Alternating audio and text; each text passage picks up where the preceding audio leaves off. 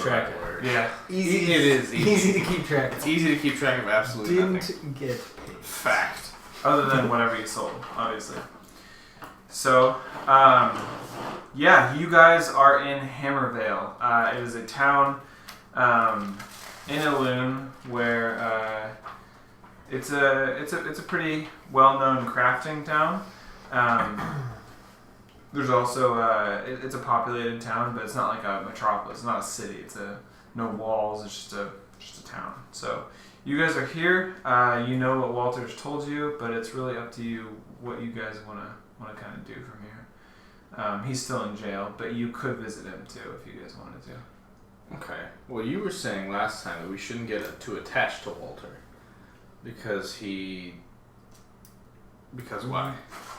Because the guards wanted Walter, and I believe I heard the guys inside that dungeon saying something about there being the guards in the capital are. That's right. Okay, there's something about the capital. So should we head there? That's a good chunk of journey away. Well, we at least need to stay out of the guards' eyes. Yeah. Okay. We don't want to draw so much attention. You also know all that information I told you. You've done quite a bit of research about it, so you know where the fence is. You know his name. You know where he's hanging out. You know Frank Gold. You know everything basically. He's in Hammervale. We're in Illoon. No, the realm is Illoon. Okay. You're in the city of Hammervale. Okay. City of Hammerman. Hammer Bros. Alright. I'm probably on some sort of outskirts of town. Okay. In some sort of. It's morning, by the way. Yeah, I want to head into town to seek out my compatriots. So that. Okay. So it's morning. Is it fairly busy in town right now? Not yet. Okay. Yeah, So, yeah. but is an average kind of day in town? Is it kind of? It's actually pretty calm because it is Sunday, so most people are kind of going to their respective churches. There's quite a bit of churches in town, and you do know that Benny did invite you to church today. Which is Benny still alive? Yeah, he's still alive. I'm gonna go to church. All right. I'm gonna go You to hear the bells ringing. Oh, yeah. It's like ding dong ding. It's we gotta go to church. and everybody knows where the church of Kalia. Oh, what is their name? The Calista. No, that's from League of Legends. Silly. Kiwanis. The Church of Kiwana. Sounds like a Nazi villain.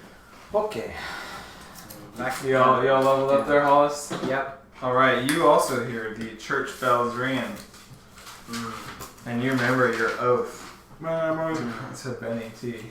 But it's whether or not you want to uphold it. I uphold my previous agreement. Alright. So looks like we're all meeting at church for the first time ever in D&D. Yeah, there you go.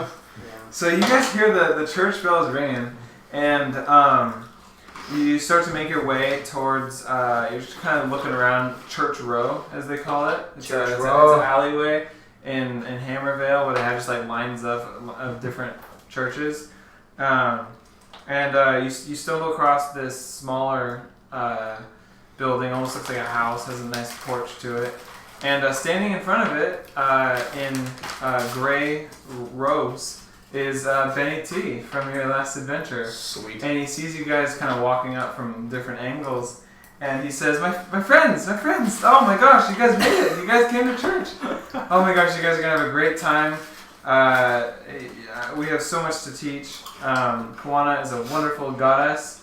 And come on in. And you guys make your way into the church. I bring a beer inside. You bring a beer inside. It's very welcome. In fact, they hand you a lime to put in it. Oh, nice. All Yeah, right. yeah. Thank you. They're very welcome. Dip. Of beer. Dip. And you guys go to the church, and it's more like it's a small little cathedral sort of deal. And you find your seats. They got like, it's a lot more relaxed than you'd think a church would be. It's like they got like beanbag chairs. All right. They got like They got Xbox. Yeah, upstairs they got like the kids section. They're like playing Xbox up there. Awesome. No, they're not. It's Dungeons and Dragons. They got a basketball. They're playing D&D up there. They're playing Houses and Humans. Houses and Humans. No, but Yes. so they're you go into the church. It seems to be pretty relaxed. People are kind of hanging out. They got food there. Mm-hmm. Got fancy donuts. And it seems pretty cool. It seems like very almost Young Life-esque, trying to get you in. What's a fantasy donut? Fancy donut? It's like a donut, but without like modern things. They don't have, like, There's no sprinkles, frosting no on it. frosting. They use like It's unicorn just dandruff as bread toppings. in a circle. Yeah, it's bread in a It's just circle. fried dough. There might Yeah. be a little sugar in They it. have a cleric like casting prestidigitation on it, like making it taste really good. All right. So, so you guys kind of find your seats. Benny finishes like greeting people, and he comes out and sits next to you guys. And yeah, the service starts going on. There's this this male human kind of gets up on stage, and he seems to be like, I don't know, 20, like a hip youth pastor sort of deal. And he starts talking and talking about Kawana, the goddess of self-preservation. So it's all about you saving yourself, becoming who you were destined to be, and he was kind of given the the old Kawana gospel. Right. She came to the world during the separation of good and evil.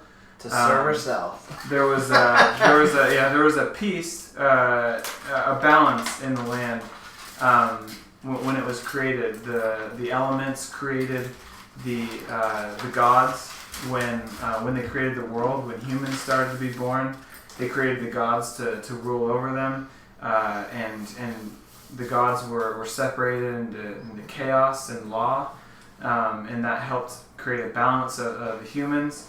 The law to keep an order, and the chaos to keep the free will and the free spirit going, and it was a perfect balance until the different planes started opening up and different creatures started coming in. The first were the dragons, and he's kind of giving you guys a history lesson about all of this. And the planar and dragon gods opened up an existence between the planes, and the dragons came in, and along with it their gods, and the people formed up against them, and the gods aligned together, and they defeated the dragon gods, but it took hundreds of years for this battle to end. And the dragons were too far spread throughout the lands to stop. And some of them became accustomed to the world. Some of them became evil and started doing their own thing. But dragons at that point just became a part of the world. And then after the dragons were the demonic planes that opened up. And along them with the demonic gods and the warlock magic. And that was the separation between good and evil.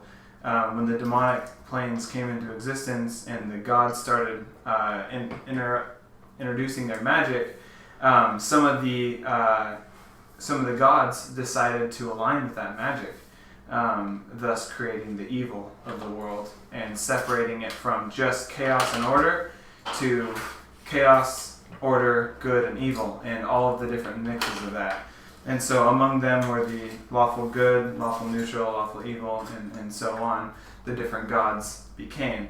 And the neutral alignment came during this separation. And so that's what Kawana became, the goddess of self-preservation through all of this chaos and order, and just became the neutral goddess, the chaotic neutral goddess. So they start talking about all of that, and you feel well informed because you probably never heard this information before. Can I make a board roll?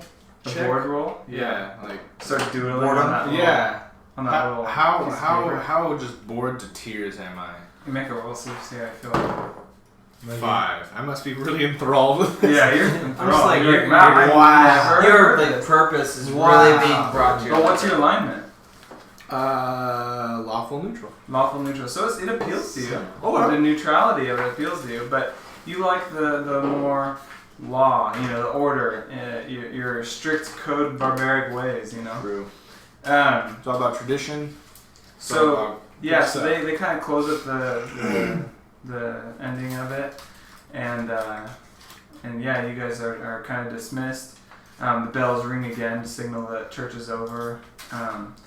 And my backpack in says, anticipation. "Thank you guys so much for coming. I hope it was a good experience for you guys. Yeah, I hope to see more of you." And then he kind of goes back onto volunteering, doing his cleric things, you know.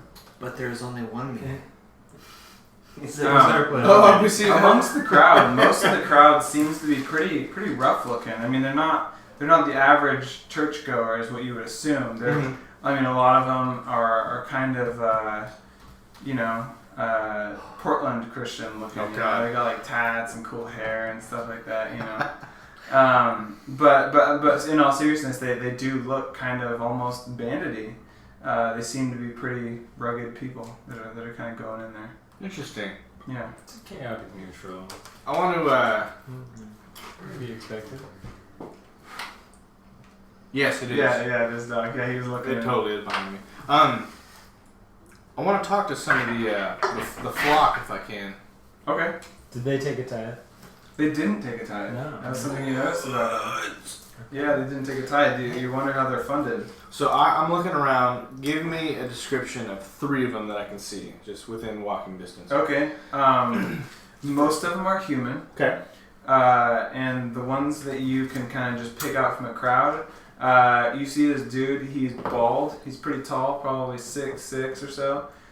He seems to kind of have leathers going on, and then a big black goatee. Ooh. Another one you see standing next to him, oddly, is a halfling who's a lot shorter, probably 4 feet tall. And he has kind of Austin Blaine haircut going for him. There you go. You know, it's kind of mohawked to the side, but a lot shorter. Yeah. And he seems to kind of be like kind of flipping a coin, fidgeting to the side. Yeah, see. And then another one you see is another human, probably average height, probably 5'10" or so. And he has kind of slick back hair with kind of just a button-up shirt, kind of sleeves rolled up. So, and they seem to kind of be talking just Okay. normal. I wanna walk up to them. I wanna Okay. say, "Hey, you boys know where a guy can get some work around here?" I'll say it kind of country like that. Kind of gruff. Yeah. They say. Real gruff. Well, one of them looks to you. He's the one with the slick back hair, and he says, "Yeah, we know where to get some walk around here." My goal here is to try to discern if they're bandits or not. Oh, okay. Okay. What kind of walk are you looking for? Any kind. I'm a bit of a lone wolf, Thank you. so whatever. I want real nonchalant, but yeah, it's whatever. I'll just do whatever works. Money. He says, well, we was just working at the blacksmith this week. Great work there, paying real well. What kind of work? Kind of playing dumb. I'm assuming he means blacksmithing. Yeah, it's like, well, making swords, making axes, whatever the villagers want to defend themselves, you know. I say, nah. I want something more serious, a little bit more dirty. Because I'm a dirty bird. So at dirty bird. At this point, the halfling kind of looks up at you and he says,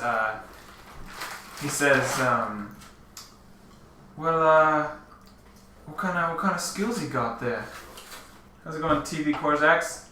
Shout out to you. It's going great. How's it going? He says, yeah, what kind of skills you got? Well, I say, kind of pull out my axe. I'm like, wait, can we have axes in church?